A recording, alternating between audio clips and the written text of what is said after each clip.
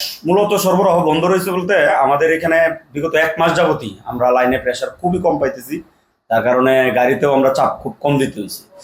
বিগত 3 দিন যাবত আমরা একদম গ্যাস পাচ্ছি না।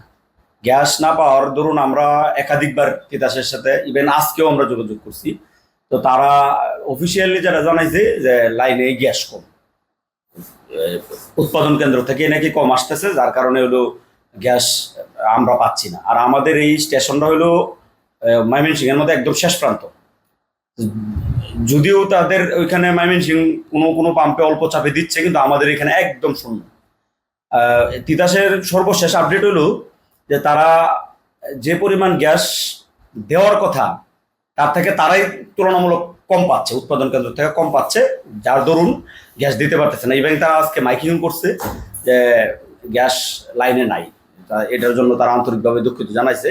তো আমাদের কাছে আপডেট হলো যে যদি লাইনে গ্যাস আসে তাহলে তো আমরা দিতে পারবো, কিন্তু যদি অল্প আসতো কম চাপে হলেও দেওয়া যেত, কিন্তু একেবারে এখন নাই।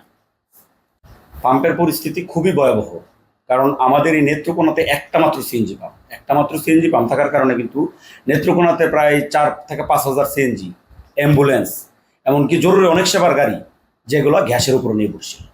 এখন গ্যাস না পাওয়ার কারণে টোটাল সিস্টেমটাই একটা ব্রেকডাউন করে ফেলছে, যে কেউই গ্যাস পাচ্ছে না। ইভেন একটা বেকার অবস্থার মধ্যে পড়ে গেছে সিএনজি ড্রাইভাররা।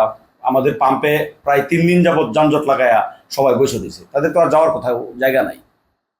আমাদের এই বিগত 1 মাস যাবৎ যে অল্প অল্প গ্যাস আসছিল, তাও দৈনিক 3-4 লাখ টাকার মতো গ্যাস আমরা দিতে পারছি।